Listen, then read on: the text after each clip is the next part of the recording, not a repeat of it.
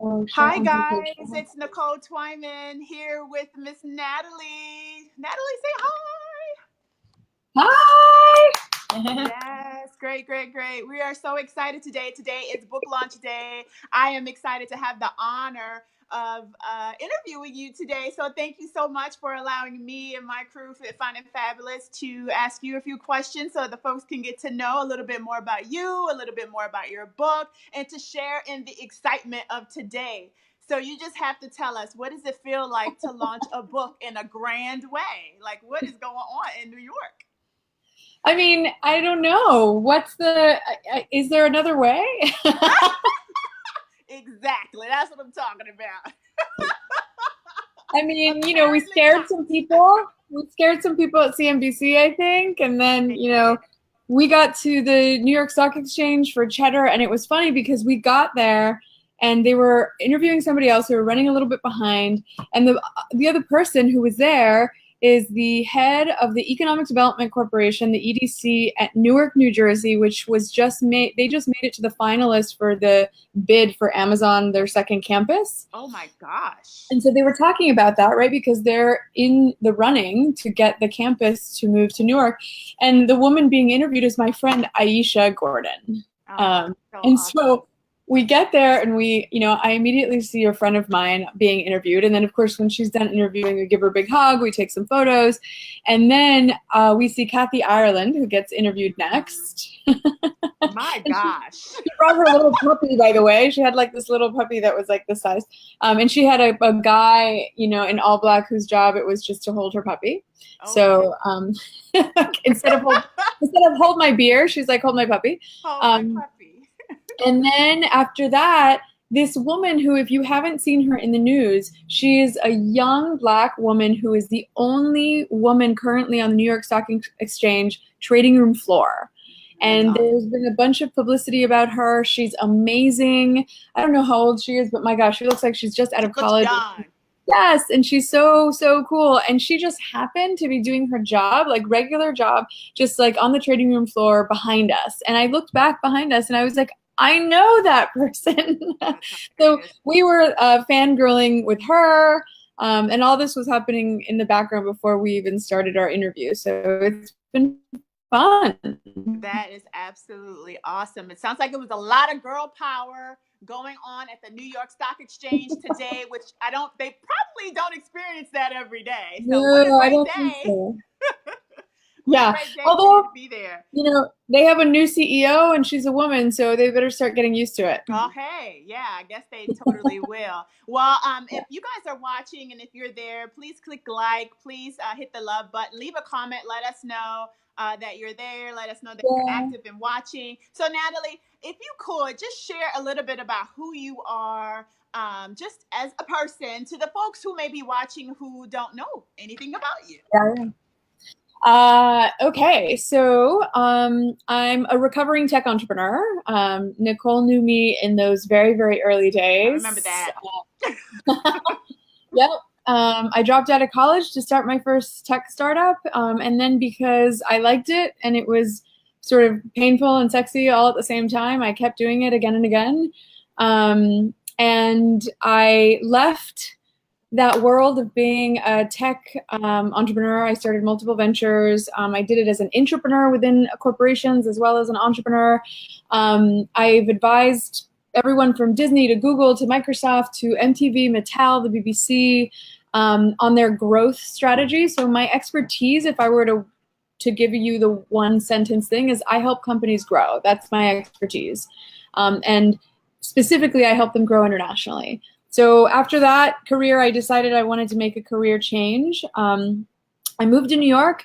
I went back to college, and I started the Center for Women Entrepreneurs that sits inside of the Athena Studies, which is at Barnard College, which is part of Columbia University here in New York City.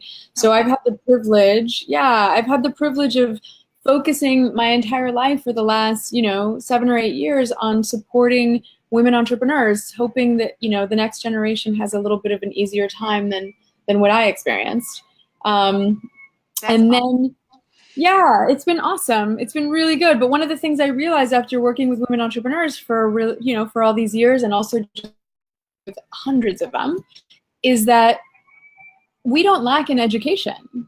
And there are a lot of things that we maybe can all benefit from, but the real issue, the real thing that we are missing more than anything else is capital. And so I realized, even though I'm an engineer and I don't have a finance background, I realized if I'm going to solve the problem for women, I'm going to get into finance, and I'm going to make sure that we start allocating capital to women who deserve it, and to companies who benefit women, and companies who create wealth for women. And so, but the book, I should, just to wrap that up, is the book was born while I was at Columbia. So the book was born because of the work that I did with the students. The book was born because of the various programs that we built. And we started to realize that we needed to give women the things that no business book gives them today, especially the most entrepreneurial women of all, which is Black and brown women, right? I said it this morning, right? Women of color, women in general are starting more businesses than anybody else, but women of color are starting 8 out of 10 of those, right? So we're looking at a demographic that is the single most entrepreneurial group of people in this country. And when you opened up the business books, none of them were written for us. Well, none of them. Not at all. At all. I mean, the advice assumes that you have a trust fund. The advice assumes that you have a savings account and you can invest $50,000 in your first company. What if you don't have $50,000 just sitting, burning on, your wallet? Hello. What if you don't have, most of yeah, us don't. what if you don't? And that's what the data shows, right? I was just reading an article about how most Americans don't have $5,000 in their savings account. So who are these friends and family that we're supposed to get money from, to invest in our companies? And so there's just so much about the narrative when we talk about entrepreneurship that doesn't really apply to us, that I really felt like once and for all, somebody should write a book that actually speaks to us and our experiences. And then I realized, okay, well, that somebody should be me. Hey, why not? Why not? Why not you? And you're like the perfect person to do it with all the badasses that you have in your arsenal of friends. It was just refreshing to be able to read the book. And it's not your typical business book, because the way it's written, it's comical in some instances, very informative. And I love that it's just quick hits. They are very snack size type hacks that you can just read quickly and have a huge impact, though. So it's a great book, and it was a great idea, and it's good to hear how it was actually formulated. So good for you for identifying a need and then actually taking action to execute against that need. So that's awesome. And then using your tribe to do it. I love your feedback about like the size of it too, and like the way it's structured. So so I wanted them to be bite-sized chapters or hacks, right? But I also wanted it not just to be like 50 tips and that's it, right? Because there are a lot of books that are like that. I wanted it to be, yes, 50 tips, 50 hacks, but then I wanted to give you an example of one person or two people who did it, right? So it's not like a hypothetical thing. It's like, here's a hack, and P.S., here's one or two people who nailed it, who you can copy, who you can be inspired by. And then, the other thing that I really wanted is I wanted the book to be published as a paperback first. Normally they get published as a hardback and then a paperback second. And my vision for it was, I don't want this to feel like a fancy book. I want this to be like the kind of book that you don't have a problem rolling up and sticking in your dirty ass diaper bag, right? Who cares? Right. Dirty ass diaper bags. Exactly. It is actually useful. And speaking of those hacks, let's get into hack 23, which is basically learn the rules of the new Clubhouse. One of the tips you give for the new age of networking is impact is the new status symbol. What exactly do you mean by that? Impact is the new status symbol. So what I mean by that is that, and this is really important for people who have limited resources, right? So there is, to give you an example, there is a conference called Nexus, and one of the Leapfroggers in the book is the founder of Nexus. It's Rachel Gerald Cohen, who's an amazing human being. And what she realized is that the big families in this country, the ones that have massive sources of capital. We're talking about the Rockefellers and all the names that we know, right? They are looking, the next generation, the youth, they're looking to not be philanthropists or impact investors the way their parents or grandparents were, right? They're not happy with just slapping their name on a building and calling it a day. They want to find companies like Kiva or Khan Academy, right? They want to find companies that are making an impact on the world, and they want to be a part of that excitement, and they want to be a part of building, you know, companies or nonprofits that make an impact. So what's interesting about that is that the only way to get into that conference is to be one of these extremely wealthy family members, right? You can't be their bankers. Yeah, you can't be their lawyers. You have to be the family member who has, you know, that way. The only way into that conference is to be somebody making an impact. So, you know, and they give scholarships and they get, right? So here you are, you might not be able to afford that conference. You might not have the connections to get into that conference. There might be so much about that conference that's out of reach for you, but because impact is the new status symbol, if you are really making an impact, if you are working in the Bronx and you are giving people a living wage, or you are dealing with health issues in your community, or you are doing something that really makes an impact in your community, guess what? You can get these people's attention. You can get a scholarship to a conference like this. You can even maybe get a slot to speak on their podium and give a speech in front of all these people and tell them your story. The impact really is now a new kind of status symbol, more than a Tesla, more than a Gucci bag. It's about what you're doing that's meaningful in the world. That is awesome. I love that. I absolutely love that. And I wholeheartedly agree with that, because you see examples of that all around you now, of entrepreneurs doing a great job in their own local communities, and then getting the opportunity to have a more national platform. So doing more and giving of yourself and being of service to others is the status symbol. I love, love, love that. So if you had to choose a hack in Leapfrog that has proven to be the most useful in your own journey as an entrepreneur, which one would that be, Miss Nathalie? I'll tell you one, because it's not one that I would speak to the media about, because I don't think that they would see it as that interesting. So for example, if I'm, you know, earlier today, right, New York Stock Exchange, or at NASDAQ, the CNBC, right, Squawk Box show, they're going to want to hear about the funding ones, right, the line of credit and the loan and the VC and the crowdfunding. Like, those are all great hacks. But if I were to tell you the thing that I find useful, it's one that about an interaction that I had with the legendary tennis player. And I love Billie Jean because she is the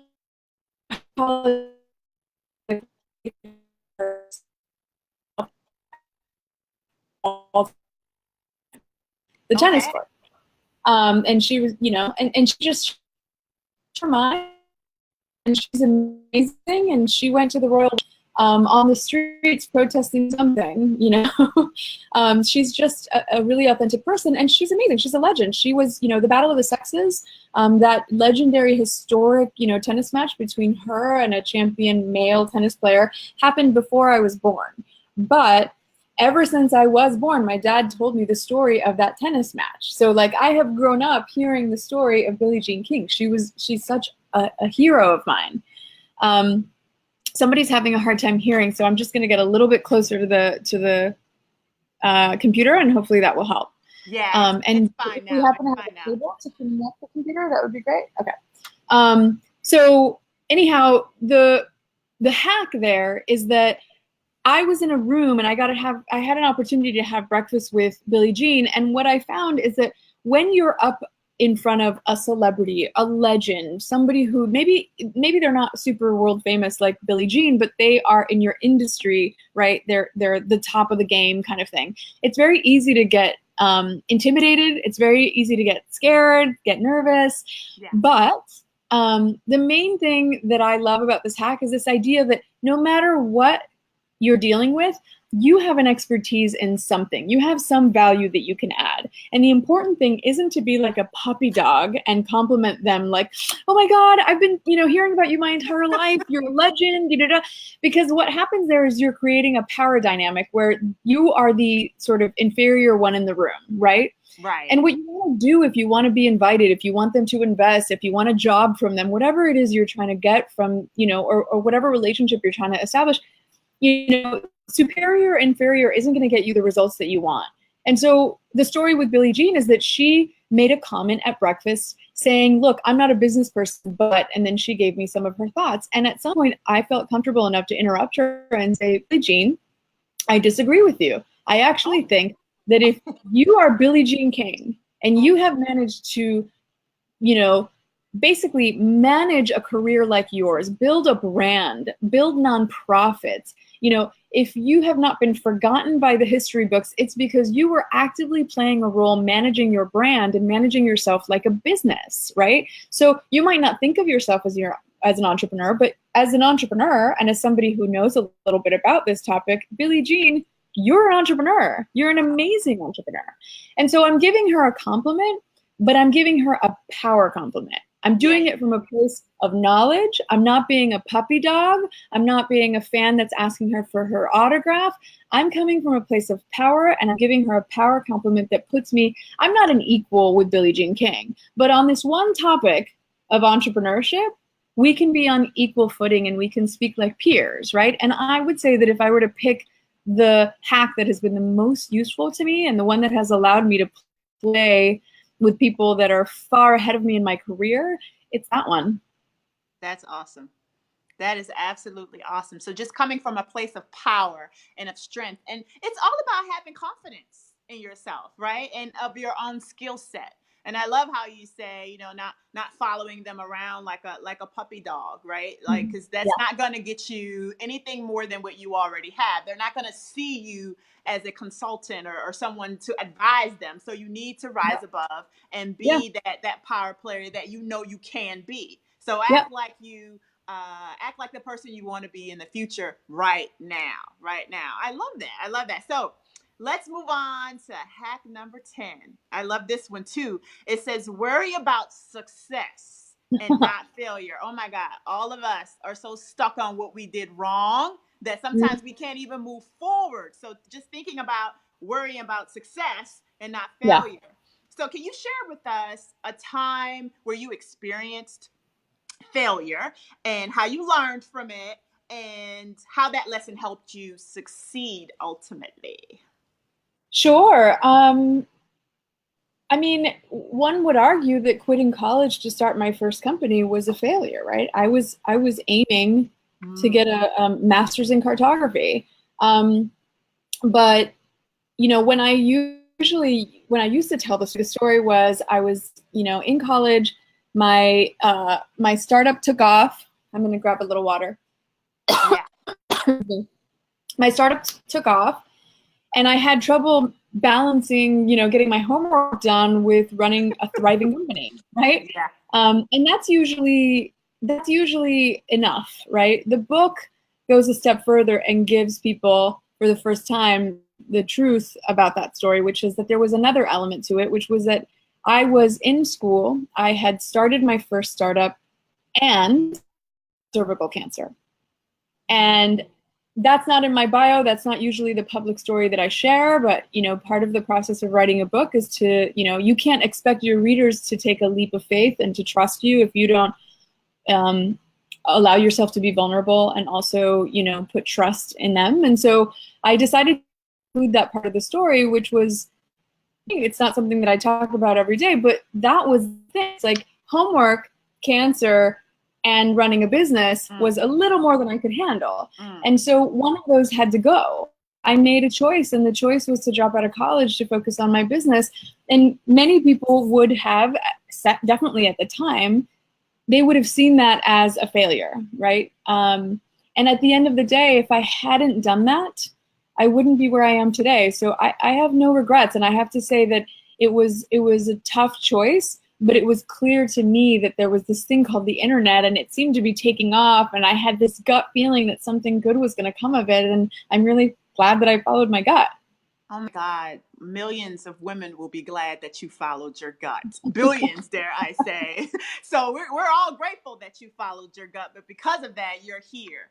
And we're learning from you, and then learning from, again, your tribe that you've matriculated over the years. So it's a wonderful thing, also to be vulnerable, to be transparent, right? In all of our relationships, in order for us to succeed, we have to have that level of vulnerability, whether it's from a business relationship or even our personal relationships. Of course, and from a business perspective, you want to make sure that you don't go too far with how much you share, but having that sense of being approachable and also sharing, hey, I was there with you, I felt too, but here's how I came out of that, is so important to share that to the tribe of women who are looking up to you. So thank you and kudos for sharing that very intimate story with so many people who are going to read that and be inspired by that. And you made the most difficult choice. I probably would have stayed in college. I don't know, because you know,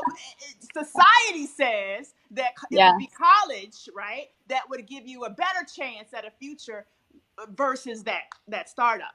But you, by the way, I just want to be sure that somebody said that we were lagging. Hopefully we're not lagging anymore. But somebody, not just anybody, Sarah Grace, my co-writer, a reason that this book exists, just said, who's the moderator? They should put her on CNBC Squawk Box. I love you, girl.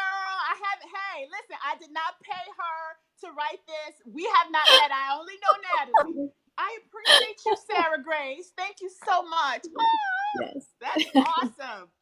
By the way, the thing about the failing too, though, just to bring it back to the book, my story is a big part of why that's important. But also, there's a leapfrogger. To your point, all of my amazing tribe of people. One of the people in my tribe is a woman named Avni Patel, who started a company called Trendsetter. And the reason she started it is she had a fashion brand. And she looked around at her colleagues and she looked at her own experience, and she saw that in her industry, when it comes to fashion brands, you had designers who were actually pretty scrappy, and they were pretty good about getting their company to a certain level. And then they would get to whatever, $500K a year, $1 million in revenue. And what would happen next would be that they would get that big order from Barney's or Nordstrom's or whatever, right? Mm-hmm. And they would choke. Yeah. So she created Trendsetter to be basically a firm that both invests and also incubates fashion brands that get to that level where they're just large enough that they're starting to scale and they're really in danger of choking. And that's what I mean about planning for success and not for failure. If as a founder, what you've spent all of your energy worrying about is what your competition is doing or what's happening, what could possibly go wrong with the stock market or this or that. I'm not saying don't think about the things that could go wrong, but I'm saying if you have to pick between one thing to obsess over, right? And it's going to be about all the things that could go wrong. Or in the case of Avni, what happens if everything goes right and I get a windfall and I get that big order from that big client?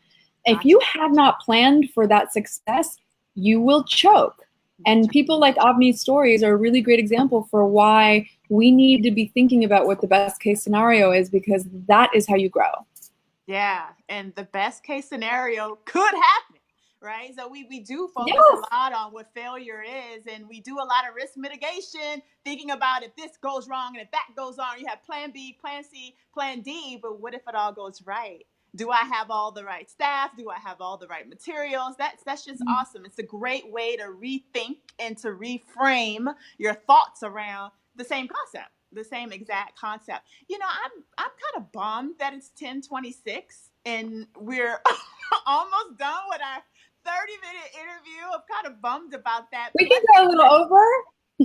I think we should, because I have some more questions here. And I want to hear more. I'm all greedy for the knowledge here. So it says section 4 of the book is all about funding, and we've been talking a lot about funding already. What are some of the tips you mentioned in the book for women with little access to capital, like Nicole here? I really want to know the answer.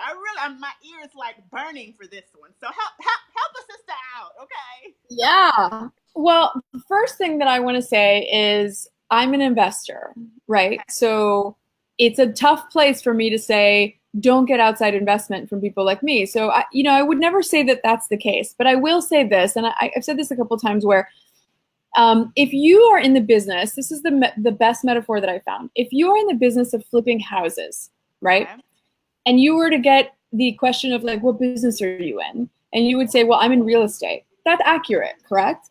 But flipping houses is not the only way to do real estate. In fact, it is on the spectrum of things that you can do in real estate. It is one tiny little sliver of what real estate can mean, right? Real estate, if you're a flipper of houses, you might not have, because you've never done that. You might not have to know the first thing about developing a building, a neighborhood, a city, right? All of those things are a part of what it means to be in real estate. But because all of the television shows and all of the media focus so much on flipping houses, that now we think real estate, we think house flipping, because we have this show and we have that show, right?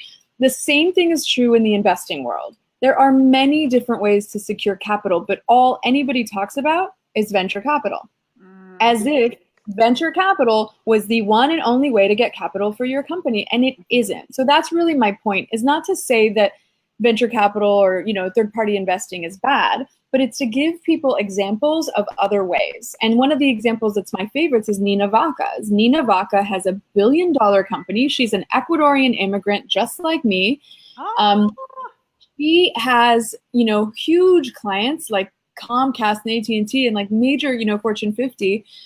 She wholly owns this company because she never took outside, and it's insane. But those stories don't get talked about enough, right? The stories that get talked about are the companies that got the, tens of millions of dollars in VC. And so what I want to do is give people other examples to show you that, yes, going the route of the VC pitch is a thing. And there's a whole hack around how to build your pitch in a way to make it more attractive to venture capitalists. Fine. If you want to go down that route, I'm giving you some good tools to do that. But I also want you to consider that there's lines of credits, there's other sorts of loans, there are contests and competition, there are grants, there are family offices. Yes. And there is free, to quote Nellie Galan, who I quote in the book all the time, right? Nellie Galan has a whole chapter in her book, Self-Made, that is called, free money in America, because what she's saying is that there is so much free money in America and we don't even know where that money is. One of the people that's in one of the hacks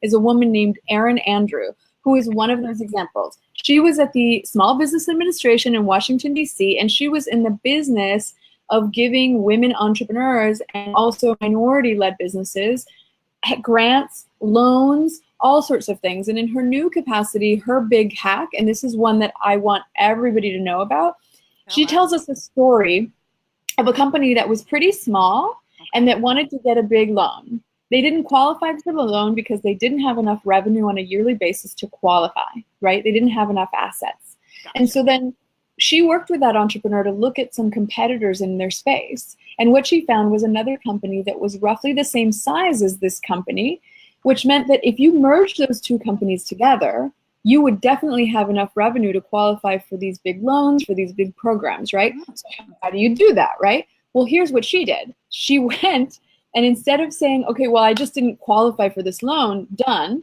she worked with the entrepreneur and said, if I take your financials and I merge them with this company's financials, we can give you guys a large amount of capital in really good terms in the form of a loan.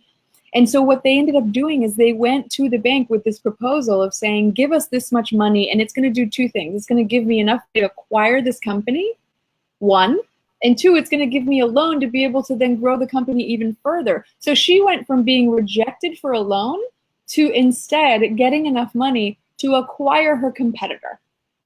Oh, wow. That's a small business owner, right? Who's thinking, I just want a loan. And next thing you know, they're walking out acquiring their competitor. These are the sorts of things. And this is why you need to have a really good relationship with your bankers. These are not people that you just transact through a window with. These are people that you invite to your baptism and your kid's baptism. And these are people that you become friends with. Your bankers are your friends. And if you're banking with somebody that doesn't want to have a relationship like that with you, then change banks. Change the banks. That's exactly right. Oh my God, what an inspiring story of not letting failure stop you, right? Because so many of us, we fail at whatever the task we have for ourselves that we've already framed and already windowed. Like, this is exactly what I want to do, right? And not really realizing that there's other opportunities outside of what you've already framed for yourself. So good for her for leaping past Yes. that and really thinking forward, and then building a tribe while she's doing it. She's bringing in a whole nother company to help her do that. That is an amazing story. And it's just good to know that that's possible. And I wrote some notes down. I'll be looking up. I'll be looking her up. Just so Yeah, that, and then, you can share more information. This is great. totally. That's a hack from Erin Andrew, and Erin Andrew's one of the leapfroggers in the book, as is Nina. Some of these women have such great stories that they're in there twice, and Nina is one of them. Nina has 2 hacks in the book because we could not possibly squeeze all of the Nina goodness into just 1 hack. Right. Exactly. Well, we're a little over 2:30. And before we go, just 2 things I want to do. One is I want to just talk a little bit about Brava. If that's okay with you. Just let our viewers know what Brava Investments is, and how they can keep in contact with you in that way. And then 2, we may take 1 or 2 questions from the audience before we go. How does that sound? That's great. I'd love that. All right, so let's talk about Brava. Just share a little bit about it. Yes, absolutely. So for me, Brava was almost the culmination of my entire life's work, right? It was me looking at the investment space and saying, okay, there has to be another way, right? When I look at what venture capitalists want to do when they invest in a company, is they need you to exit within X number of years. That could be 3 years, that could be less, it could be a little bit more, but they need you to sell your company or to take your company public so that they can have that moment of liquidity to get their return on investment and be able to prove to their own investors, right? Because venture capitalists have investors, that they got a return on their investment, and they did it within the time frame that they outlined, which is usually, it's anywhere from 3 to 7. Some funds are longer, but it's short-term thinking. So if you're a founder of a company and you're not thinking about selling your company within 3, 5, years, what you're worried about is feeding the mouths of all of these employees that rely on you for their livelihood, and you want those people to have jobs 10 years, 15, 20 years down the line. You're thinking of in terms of building something, not just building something and then exiting right away. Then there has to be a way for those sorts of entrepreneurs, the entrepreneurs that are building forever businesses, which, as Nina proves, do not have to be small businesses. They can still be billion-dollar businesses. There has to, goodness. Yeah. And so, what I wanted to do is I wanted to build an investment firm that focused on that sort of possibility. Now, if an entrepreneur says, look, I have an opportunity, somebody wants to buy my company and I want to sell it, fantastic. But if they're just a successful entrepreneur and their company is growing by leaps and bounds, and I know that we will do fine simply collecting the dividends on their growth every quarter, the way that Warren Buffett collects the dividends from Coca-Cola every quarter, they're practically, right? Nobody's going to argue with the way that Warren Buffett invests. So the bottom line is that's what Brava is. We are a long view investment company. We focus on healthcare, education, and consumer. And the only other catch in my case is that we will only invest in companies that can prove to me that they're making an economic benefit to women. Not 1, not 5, not 100, but lots and lots of women. Oh my goodness. I actually absolutely just love that's the premise, that we are supporting each other as women, and not just any group of women, women of color in particular. So that is just awesome that you're doing that. So let's go ahead and see if we have any questions in the comments, because we're about to wrap up. I really don't want to because I'm absolutely enjoying this conversation. I also just noticed I have 6% battery, so it's going to be quick. Oh gosh. Well, let's get through that. So, so many questions. Let's see. It's wonderful that you find your ecosystem. That's Nina. Hi, Nina. So, okay. In my accelerator program, we were just having a discussion about non-dilutive capital. There are many options for raising. Great story, Jasmine Shell says. So that's awesome. I don't see very many questions, but lots of accolades and congratulations. And all of that coming our way. Well, we know that Nathalie's battery is about to go low. So what we would like for you to do, if you have any questions, please leave them in the comments. We'll stick around for a little bit and answer them for you. We'll also leave the link to the book because we want to support Nathalie. She will never say this, so I'm going to say it for her. And then when we get off the line right here, she's probably going to ding me for saying it, but buy the book. Let's go ahead and get it because I'm just gonna get beat up afterward. I don't care. Go ahead and buy the book because it is helping me, and I know I might be biased because we are friends, but I am saying this genuinely from my heart. It has really helped me to level up my thinking, especially the funding area of that. So there were things in there that I did not even know, and I think that's the purpose of this, is to expand and to broaden the horizons of women like myself who just are not aware of the opportunities that are out there. So thank you so much, Miss Nathalie Molina Niño, for putting the book together and for reaching out and tapping out to such amazing women to pour into even more women. That's awesome. And men. There were a few men. You're exactly right. And men. So are there any closing words you would like to leave our audience with before we go?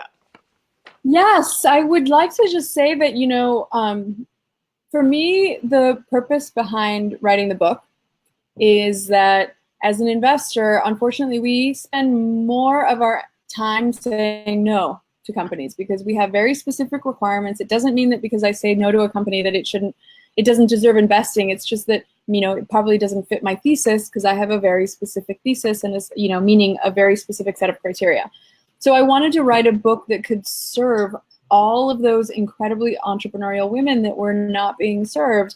But I will say this, the motivation for me, for how I wrote it, and for bringing the people that I brought around the table into the book, is that I read a study from the World Economic Forum that said that if we continue at the pace that we're at, we will achieve gender parity in 170 years.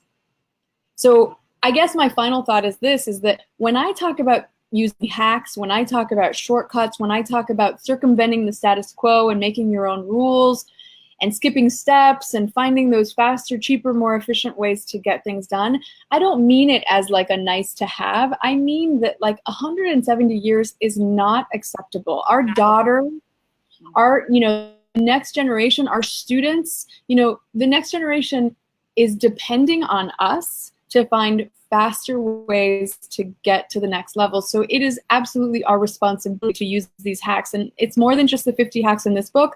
There are many, many more. And I would invite people to submit their hacks. We actually have a little button on our website that says, submit your own hacks. That is absolutely awesome. Submit your hacks, people. And we're going to head over to, Nathalie, share the website, your Leapfrog website that you want people to go to. It's LeapfrogHacks.com, and my favorite part of it, we launched it today, is a section that says Meet the Leapfroggers. And if you click on that link, you will see the 50 plus rock stars that are all profiled in this book and get to know them.